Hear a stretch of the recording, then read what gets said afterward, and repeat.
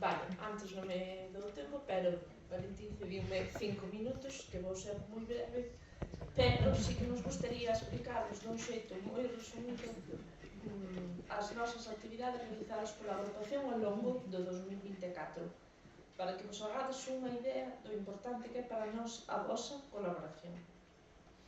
Tivemos actividades de diferente índole, dirixidas aos nenos, ás súas familias e a vosos docentes, que sois hoxe a maioría. Como, por exemplo, a visita aos Reis Magos, gracias ao apoio do Concello de Carballo, donde algún neno puido acercarse por primeira vez nun ambiente amigable a eles. Iniciamos as actividades extraescolares en colaboración co proxecto ENKIN. E tamén podemos disfrutar da súa carreira inclusiva, donde o pasamos genial e, por certo, fomos galardonados con unha viaxe a neve que imos disfrutar próximamente. Disfrutamos de varias sesións de cine adaptado e inclusivo. Organizamos actividades con cabalos nun centro ecuestre.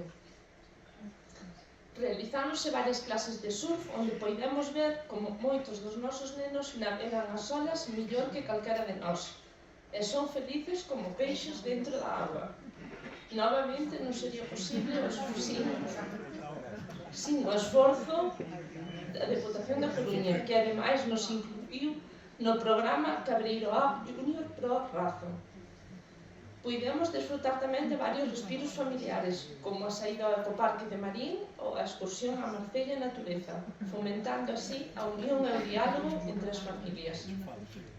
Podemos presumir de conseguir realizar con éxito as primeiras xornadas de inclusión socioeducativa e xa vos podemos adiantar que estamos traballando para que a segunda edición sexa aínda moito mellor.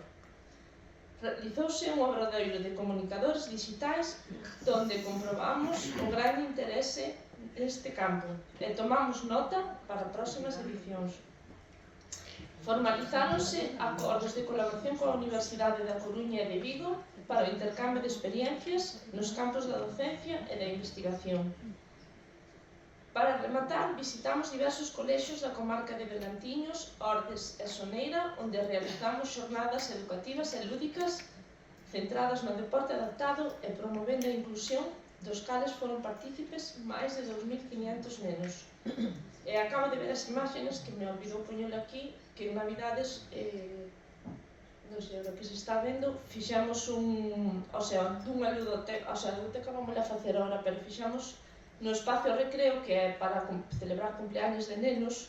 Creo que foi a actividade que máis contentos saímos todos os pais, porque os nenos non tiveron ningún tipo de conflito, estiveron todos contentos durante toda a mañá, foron varias sesións, e iso seguro que vamos a repetir tamén.